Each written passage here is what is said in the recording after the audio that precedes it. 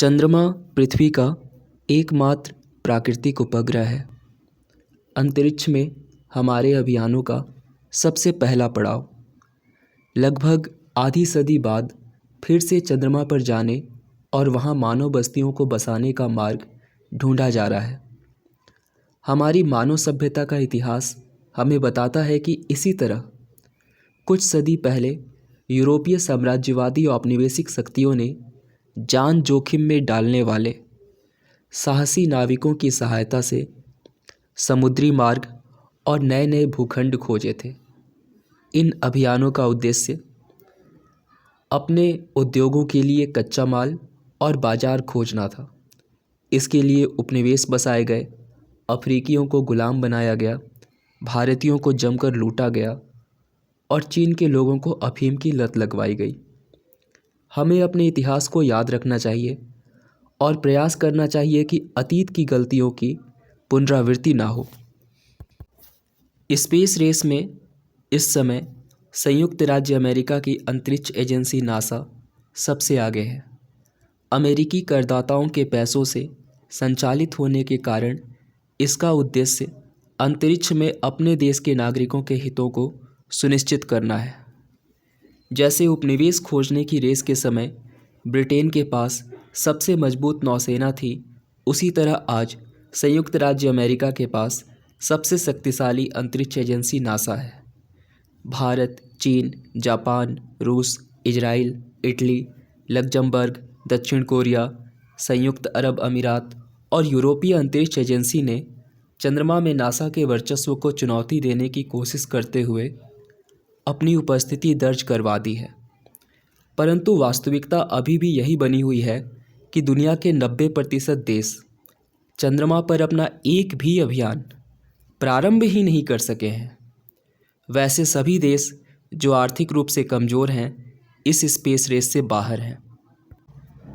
चंद्रमा का यदि हम सामान्य परिचय जानने की कोशिश करें तो हम पाते हैं कि पृथ्वी से चंद्रमा की दूरी 3,84,405 किलोमीटर है। इसका व्यास 3,474 किलोमीटर का है। 27.3 पृथ्वी दिन में यह पृथ्वी की एक परिक्रमा करता है और इतने ही समय में अपने अक्ष पर भी एक घूर्णन पूर्ण करता है। यह अपने अक्ष पर 1.54 डिग्री झुका हुआ है। ऐसा माना जाता है कि 4.5 अरब साल पहले पृथ्वी पर एक उल्का पिंड थिया टकराने से अंतरिक्ष में छोटी छोटी चट्टानें और धूल बिखर गए और उन्हीं का एकीकरण चंद्रमा के रूप में हो गया। इसका गुरुत्वाकर्षण बल पृथ्वी की तुलना में 6वें हिस्से के बराबर है। चंद्रमा पर वायुमंडल नगण्य है और इसका तापमान दिन में अधिकतम 180 डिग्री सेल्सियस तक रहता है। वहीं रात में तापमान -153 डिग्री सेल्सियस तक हो जाता है। खगोलीय परिस्थितियों के कारण पृथ्वी से चंद्रमा का एक ही हिस्सा दिखाई देता है और दूसरा हिस्सा अब तक पृथ्वी से नहीं देखा गया। परंतु वैज्ञानिकों ने पृथ्वी से न दिखाई देने वाले चंद्रमा के हिस्से का नक्शा तैयार कर लिया है। नासा ने अपने अपोलो अभियान के माध्यम से मनुष्यों को चंद्रमा पर भेजा और उनकी सकुशल पृथ्वी पर वापसी भी सुनिश्चित की थी। चंद्रमा पर उल्कापिंडों के गिरने से ढेर सारे गड्ढे बन गए हैं। इनमें से बहुत सारे स्थान ऐसे हैं जहां पर कभी सूर्य की रोशनी नहीं पहुंच पाती और हमेशा अंधेरा बना रहता है। चंद्रमा पर वातावरण नहीं है और मुक्त ऑक्सीजन तथा पानी की अनुपस्थिति के कारण इसका क्षारण समाप्त हो गया है। इसके बजाय सूक्ष्म उल्कापिंडों द्वारा चंद्र सतह पर बमबारी के कारण सतह का क्षय बहुत धीरे धीरे होता है। अपने छोटे आकार के कारण चंद्रमा तेजी से ठंडा हो गया है। चंद्रमा एक विभेदित पिंड है जिसमें क्रस्ट, मेंटल और कोर शामिल है। 1969 से 1972 तक क्रू अपोलो प्रोग्राम लैंडिंग के दौरान चंद्रमा के 6 स्थानों का नमूना लिया गया। फिर 2020 में चीनी रोबोट चांग-ई 5 ने भी चंद्रमा की सतह से मिट्टी और चट्टानों को शोध के लिए पृथ्वी पर लाया है। चंद्रमा की सतह के अध्ययन से जानकारी मिली है कि चंद्रमा पर कभी लावा का महासागर हुआ करता था। जो अब ठंडा होकर चट्टानों में परिवर्तित हो चुका है। चंद्रमा ने अपने गर्भ में बहुत सारे मूल्यवान खनिज छुपा रखे हैं। 2008 में चंद्रयान-1 ने हाइड्रॉक्सिल अणुओं के रूप में पानी के निशान का पता लगाया था। चंद्रमा पर अत्यधिक मूल्यवान हीलियम-3 खनिज के टनों भंडार हैं। यूरोपीय अंतरिक्ष एजेंसी ने कहा है कि इस गैर रेडियोधर्मी खनिज का प्रयोग बिना प्रदूषण के परमाणु ऊर्जा उत्पादन में किया जा सकता है। चंद्रमा पर ऐसे कई खनिज हैं जो कंप्यूटर और स्मार्टफोन में इस्तेमाल किए जाते हैं और पृथ्वी पर बहुत कम पाए जाते हैं। हम चंद्रमा से इन खनिजों को पृथ्वी पर इस्तेमाल के लिए ला सकते हैं। चंद्रमा की सतह पर कई गड्ढे हैं जो सभी टकराव से बने हैं। अंतर्राष्ट्रीय खगोल संघ वर्तमान में 9,137 क्रेटरों को मान्यता देता है, जिनमें से 1675 की तिथि निर्धारित की जा चुकी है। चंद्रमा पर पानी, वायुमंडल और टेक्टोनिक प्लेटों की कमी के कारण वहाँ थोड़ा सा ही क्षरण होता है और इस वजह से 2 अरब वर्ष से अधिक पुराने गड्ढे चंद्रमा में पाए जाते हैं। बड़े क्रेटरों की आयु उसमें मौजूद छोटे क्रेटरों की संख्या से निर्धारित होती है। पुराने क्रेटरों पर आमतौर पर अधिक छोटे क्रेटरों का संचय होता है।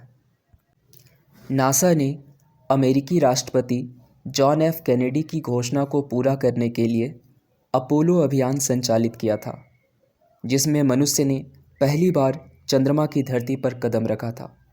अपोलो अभियान श्रृंखलाबद्ध था, जिसमें Apollo 11, Apollo 12, Apollo 14, Apollo 15, Apollo 16 तथा अपोलो 17 ने सफलतापूर्वक चंद्रमा पर अंतरिक्ष यात्रियों को पहुंचाया और वहां से उनको पृथ्वी पर सकुशल वापस लाया।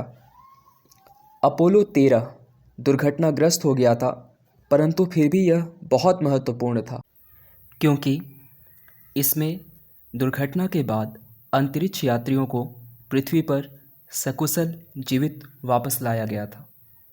अपोलो अभियान में अमेरिकी सरकार द्वारा जमकर पैसा खर्च किया गया, परंतु फिर जनता का उत्साह कम होने और राष्ट्र के समक्ष दूसरी चुनौतियों के आने के कारण खर्च में कटौती की गई और अपोलो 18, अपोलो 19 एवं अपोलो 20 अभियान रद्द करना पड़ा।